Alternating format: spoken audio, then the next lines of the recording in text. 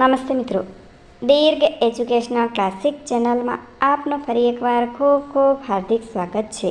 મિત્રો, આજે આપણે શ્રી પ્રેમચંદજીની વાર્તા જોઈશું. તો ચાલો મિત્રો વિડીયો શરૂ કરીએ.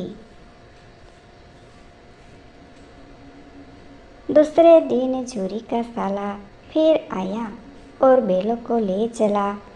अब कि उसने दोनों को गाड़ी में जोता. 2-4 बार मोती ने गाड़ी को खाई में गिराना चाहा, पर हीरा ने संभाल लिया. वह ज़्यादा सहनशील था. संध्या समय घर पहुंचकर उसने दोनों को मोटी रस्सियों से बांधा और कल की शरारत का मजा चखाया. फिर वहीं सूखा भूसा डाल दिया. अपने दोनों बैलों को खली चुनी सब कुछ दी. दोनों बैलों का ऐसा अपमान कभी न हुआ था. दूसरे उन्हें फूल की छड़ी से भी न छूता था. उसकी टीका कर पर दोनों उड़ने लगते थे. यहाँ मार पड़ी. आहत सम्मान की व्यथा तो थी ही, उस पर मिला सूखा भूसा. नाद की तरफ आंखें तक न उठाई. दूसरे दिन गया ने बैलों को हल में जोता, पर इन दोनों ने जैसे पाँव न उठाने की कसम खा ली थी. वह मारते मारते थक गया, पर दोनों ने पाँव न उठाई. एक बार जब उस निर्दयी ने हीरा की नाक पर खूब डंडे जमाई, तो मोती का गुस्सा काबू से बाहर हो गया. हल लेकर भागा. हल, रस्सी, जुआ, जोत सब टूट टाट कर बराबर हो गया. गले में बड़ी बड़ी रस्सियों न होती तो दोनों पकड़ाई में न आते. हीरा ने मूक भाषा में कहा, भागना व्यर्थ ही. मोती ने उत्तर दिया, तुम्हारी तो इनसे जान ही ले ली थी. सबकी बड़ी मार पड़ेगी. पड़ने दो. बैल का जन्म लिया है तो मार से कहाँ तक बचेंगे. गया 2 आदमियों के साथ दौड़ा आ रहा है. दोनों के हाथों में लाठियाँ है. मोती बोला, कहो तो दिखा दो कुछ मजा में भी लाठी लेकर आ रहा है. हीरा ने समझाया, नहीं भाई, खड़े हो जाओ. मुझे मारेगा तो मैं भी 1-2 को गिरा दूंगा. नहीं, हमारी जाति का यहाँ धर्म नहीं है. मोती दिल में ऐठ कर रह गया. गया आ पहुँचा और दोनों को पकड़कर ले चला. कुशल हुई कि उसने इस वक्त मारपीट न की, नहीं तो मोती भी पलट पड़ता. उसके तेवर देखकर गया और उसके सहायक समझ गई कि इस वक्त टाला जाना ही मसलत है. आज दोनों के सामने फिर वही सूखा भूसा लाया गया. दोनों चुपचाप खड़े रहे. घर में लोग भोजन करने लगे. उस वक्त छोटी सी लड़की 2 रोटियां लिए निकली और दोनों के मुंह में देकर चली गई. उस एक रोटी से उनकी भूख तो क्या शांत होती, पर दोनों के हृदय को मानो भोजन मिल गया. यहाँ भी किसी सज्जन का वास है. लड़की भैरों की थी. उसकी माँ मर चुकी थी. सौतेली माँ उसे मारती रहती थी. इसलिए इन बैलों से एक प्रकार की आत्मीयता हो गई थी. दोनों दिन भर जोते जाते, डंडे खाते, उठते. शाम को थान पर बांध दिए जाते और रात को वही बालिका उन्हें 2 रोटियां खिला जाती. प्रेम के इस प्रसाद की यहाँ बरकत थी कि 2-2 गाल सूखा भूसा खाकर भी दोनों दुर्लभ न होते थे. मगर दोनों की आंखों में रोम रोम में विद्रोह भरा हुआ था. एक दिन मोती ने मूक भाषा में कहा, अब तो नहीं सहा जाता. हीरा, क्या करना चाहते हो. एकांत को सींगों पर उठाकर फेंक दूंगा. लेकिन जानते हो, वहाँ प्यारी लड़की जो हमें रोटियां खिलाती है उसी की लड़की है जो इस घर का मालिक है. यह बेचारी अनाथ हो जाएगी तो मालकिन को न फेंक दूं. वही तो इस लड़की को मारती है. लेकिन औरत जात पर सींग चलाना मना है. यह भूल जाते हो. तुम तो किसी तरह निकलने ही नहीं देते। बताओ, तुड़ाकर भाग चले। हाँ, यह मैं स्वीकार करता हूँ, लेकिन इतनी मोटी रस्सी टूटेगी कैसे? इसका एक उपाय है। पहले रस्सी को थोड़ा सा चबा लो, फिर एक झटके में जाती है। रात को जब बालिका रोटियां खिलाकर चली गई, दोनों रस्सियाँ चबाने लगे, पर मोटी रस्सी मुंह में न आती थी। बेचारे बार बार जोर लगाकर रह जाते थे। सहसा घर का द्वार खुला और वहाँ लड़की निकली। दोनों सिर झुकाकर उसका हाथ चाटने लगे। दोनों की पूछें खड़ी हो गई। उसने उनके माथे सहलाई और बोली, खोल देती हूँ, चुपके से भाग जाओ, नहीं तो ये लोग मार डालेंगे। आज घर में सलाह हो रही है कि उनकी नाकों में नाक डाल दी जाए। उसने गरा खोल दिया, पर दोनों चुप खड़े रहे। मोती ने अपनी भाषा में पूछा, अब चलते क्यों नहीं? हीरा ने कहा, चले तो, लेकिन कल इस अनाथ पर आफत आएगी। अब इसी पर संदेह करेंगे। सहसा बालिका चिल्लाई, दोनों फुफलाते बैल भागे जा रहे हैं।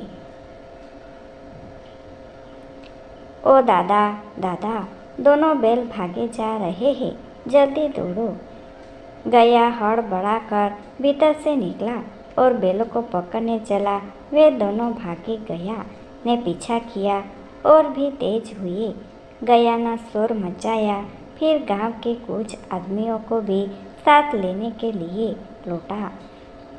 दोनों मित्रों को भागने का मौका मिल गया। सीधे दौड़ते चले गए, यहाँ तक कि मार्ग का ज्ञान न रहा। जिस परिचित मार्ग से आए थे उसका यहाँ पता न था। नए नए गांव मिलने लगे। तब दोनों एक खेत के किनारे खड़े होकर सोचने लगे, अब क्या करना चाहिए। हीरा ने कहा, मालूम होता है राह भूल गए, तुम भी बेहासा भागे। वही उसे मार गिराना था। उसे मार गिराते तो दुनिया क्या कहती। वहाँ अपने धर्म छोड़ दे, लेकिन हम अपना धर्म क्यों छोड़े? दोनों भूख से व्याकुल हो रहे थे। खेत में मोटर खड़ी थी। चरने लगे। रह रह कर आहट लेते रहे थे। कोई आता तो नहीं है। जब पेट भर गया, दोनों ने आज़ादी का अनुभव किया तो मस्त होकर उछलने कूदने लगे। पहले दोनों ने डकार ली, फिर सींग मिलाई और एक दूसरे को ठेलने लगे। मोती ने हीरा को नई कदम पीछे हटा दिया, यहाँ तक कि वह खाई में गिरा गया। तब उसे भी क्रोध आ गया। संभल कर उठा और मोती से भिड़ गया। मोती ने देखा खेल में झगड़ा हुआ जाता है तो किनारे हट गया। अरे यह क्या, कोई सांड डोबता चला आ रहा है।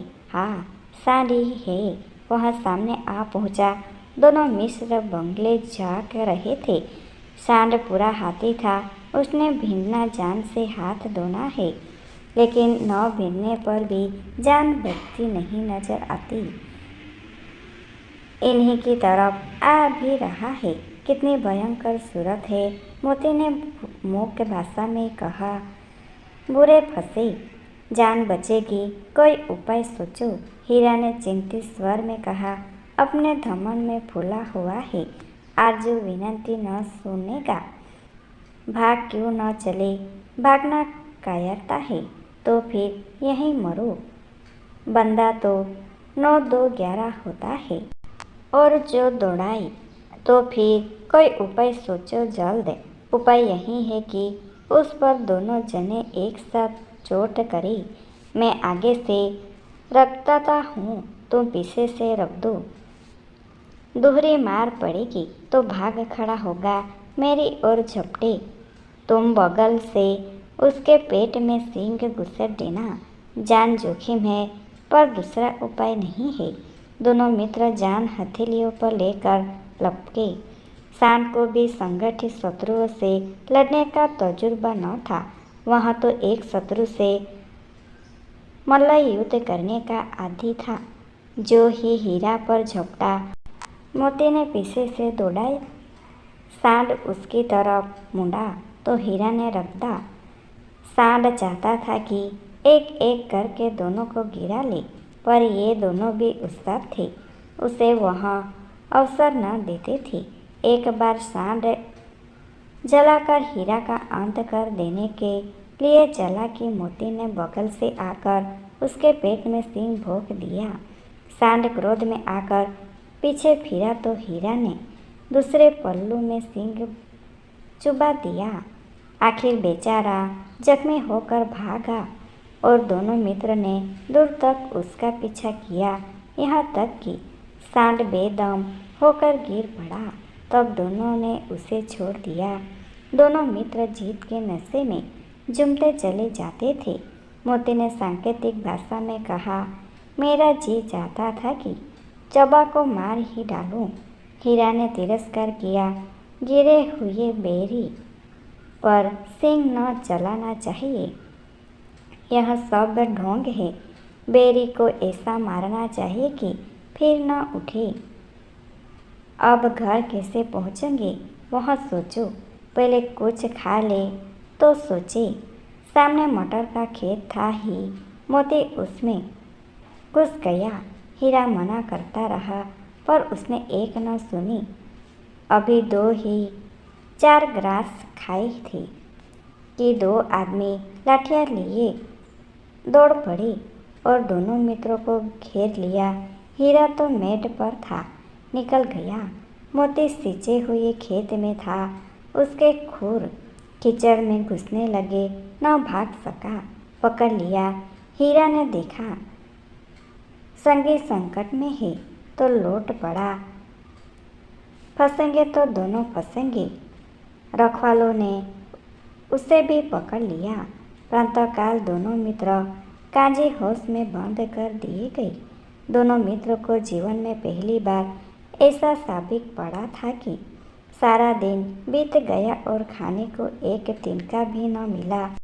समझ ही में न आता था यह कैसा स्वामी है। इससे तो गया फिर भी अच्छा था। यहाँ कई भैंस थी, कई बकरियाँ, कोई घोड़े, कई गधे, पर किसी के सामने चारा न था। सब जमीन पर मुर्दों की तरह पड़े थे। कई तो इतने कमजोर हो गए थे कि खड़े भी न हो सकते थे। सारा दिन दोनों मित्र फाटक की ओर टकटकी लगाए ताकते रहे, पर कोई चारा लेकर आता न दिखाई दिया। तब दोनों ने दीवार की नमकीन मिट्टी चटनी शुरू की, पर इससे क्या तृप्ति होती। रात को भी जब कुछ भोजन न मिला तो हीरा के दिल में विद्रोह की ज्वाला दहक उठी। मोती से बोला, अब नहीं रहा जाता मोती। मोती ने सिर लटकाए हुए जवाब दिया, मुझे तो मालूम होता है कि प्राण निकल रहे हैं। इतनी जलद हिम्मत न हारे भाई, यहाँ से भागने का कोई उपाय निकलना चाहिए।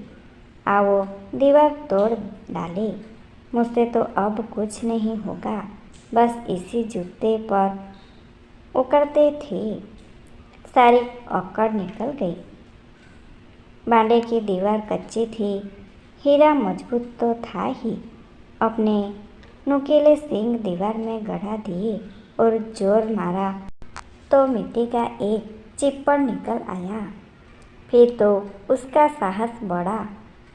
इसने दौड़ दौड़ कर दीवार पर चोटी की ओर हर चोट में थोड़ी थोड़ी मिट्टी गिराने लगा। उसी समय काजी होश का चौकीदार लालटेन लेकर जानवरों की हाजिरी लेने आ निकला। हीरा का उज्जड़ापन देखकर उसे कई डंडे रसीद किए और मोटी सी रस्सी से बांध दिया। मोती ने पड़े पड़े कहा, आखिर मार खाई, क्या मिला? अपने बूते भर जोर तो मार दिया, ऐसा जोर मारना कि काम का की और बंधन में पड़ गई। जोर तो मारता ही जाऊंगा, चाहे कितने ही बंधन पड़ते जाए, जान से हाथ धोना पड़ेगा, कुछ परवाह नहीं, यूँ भी तो मारना ही है। सोचो, दीवार खुद जाती तो कितनी जानें बच जाती। इतने भाई यहाँ बंद है, किसी की देह में जान नहीं है। 2-4 दिन यही हाल रहा तो सब मर जाएंगे। हाँ, यह बात तो है। अच्छा तो ला, फिर मैं भी जोर लगाता हूँ। मोती ने भी दीवार में उसी जगह सींग मारा। थोड़ी सी मिट्टी गिरी और फिर हिम्मत बढ़ी। फिर तो वह दीवार में सींग लगाकर इस तरह जोर करने लगा मानो किसी प्रतिद्वंदी से लड़ रहा है। आखिर कोई 2 घंटे की जोर आजमाई के बाद दीवार ऊपर से लगभग 1 हाथ गिर गई। उसने दूनी शक्ति से दूसरा धक्का मारा तो आधी दीवार गिर पड़ी। दीवार का गिरना था कि अधमरे से पड़े हुए सभी जानवर चेप उठे। तीनों घोड़ियाँ सरपट भाग निकली, फिर बकरियाँ निकली, उसके बाद भैंस भी फिसल गई, पर गधे अभी तक ज्यों के त्यों खड़े थे। हीरा ने पूछा, तुम दोनों क्यों नहीं भाग जाते? एक गधे ने कहा, जो कहीं फिर पकड़ लिए जाए तो क्या हरज है, अभी तो भागने का अवसर है। हमें तो डर लगता है, हम यहीं पड़े रहेंगे। आधी रात से ऊपर जा चुकी थी। दोनों गधे अभी तक खड़े सोच रहे थे कि भागे या न भागे, और मोती अपने मित्र की रस्सी तोड़ने में लगा हुआ था। जब वह हार गया तो हीरा ने कहा, तुम जाओ, मुझे यहीं पड़ा रहने दो, शायद कहीं भेंट हो जाए। मोती ने आंखों में आंसू लाकर कहा, तुम मुझे इतना स्वार्थी समझते हो हीरा? हम और तुम इतने दोनों एक साथ रहे, आज तुम विपत्ति में पड़ गई तो मैं तुम्हें छोड़कर अलग हो जाऊं। हीरा ने कहा, बहुत मार पड़ेगी, लोग समझ जाएंगे यह तुम्हारी शरारत है। मोती ने गर्व से बोला, जिस अपराध के लिए तुम्हारे गले में बंधन पड़ा, उसके लिए अगर मुझे मार पड़े तो क्या चिंता। इतना तो हो ही गया कि 9-10 प्राणियों की जान बच गई, वे सब तो आशीर्वाद देंगे। यह कहते हुए मोती ने दोनों गधों को सींगों से मार मार कर बाड़े के बाहर निकाला और तब अपने बंदूक के पास आकर सो रहा। भोर होते ही मुंशी और चौकीदार तथा अन्य कर्मचारियों में कैसी खलबली मची, इसके लिखने की जरूरत नहीं।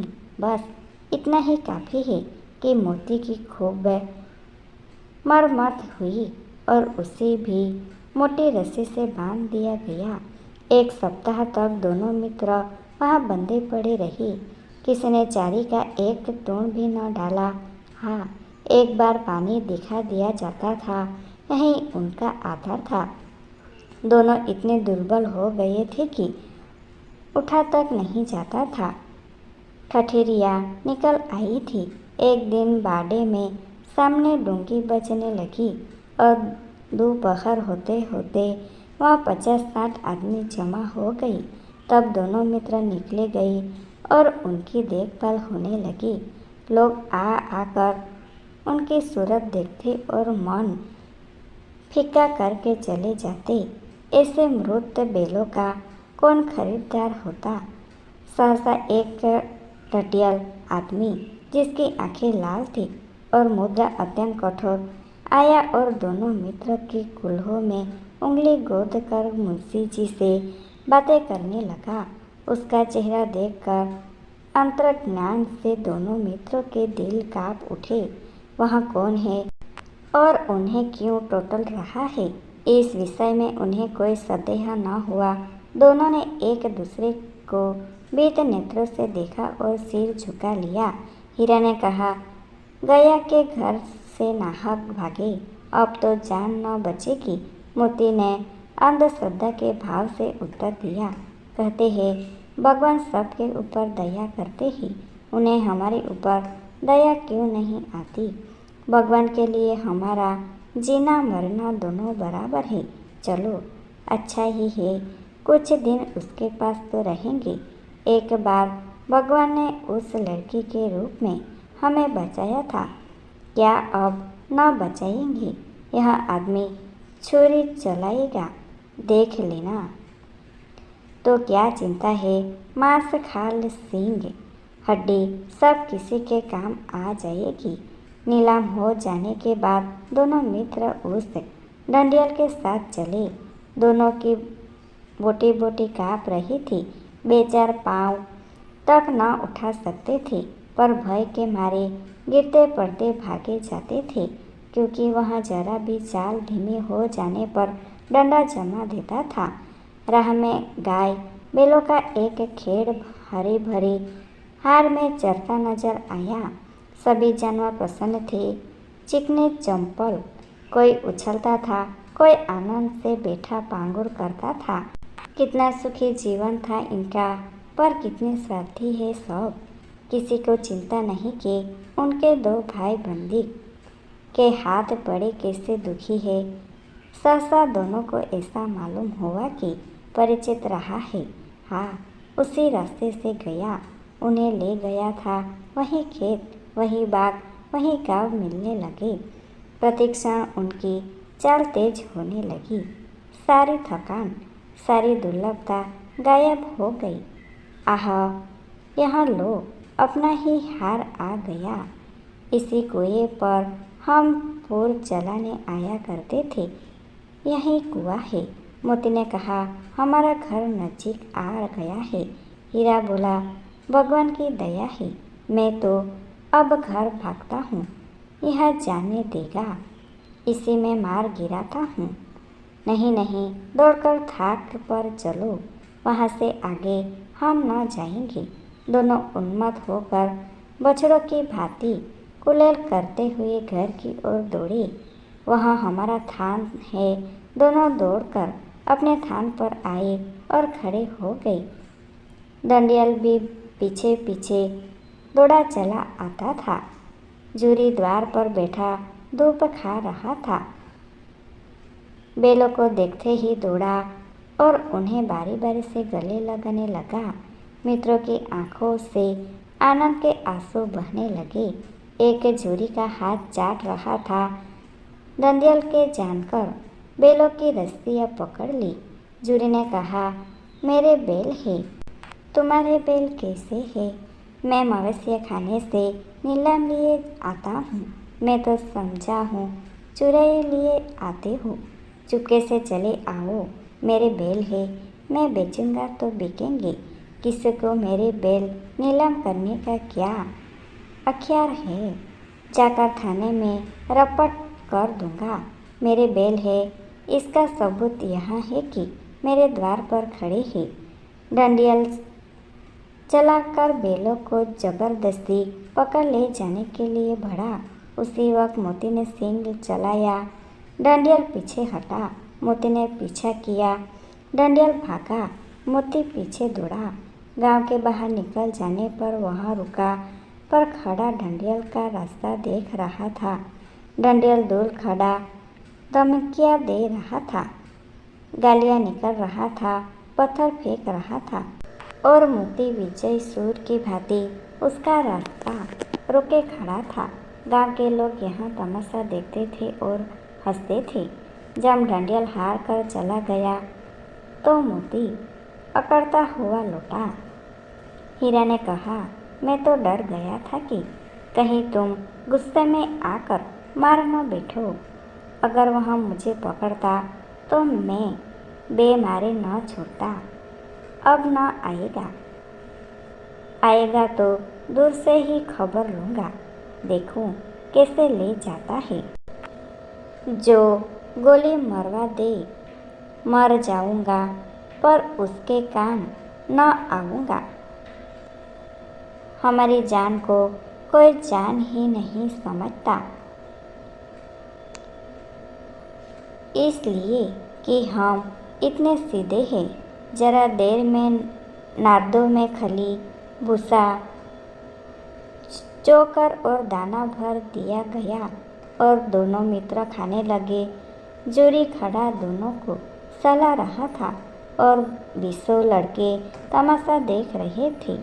सारे गांव में उत्साह सा मालूम होता था। उसी समय मालकिन ने आकर दोनों के माथे चूम लिए।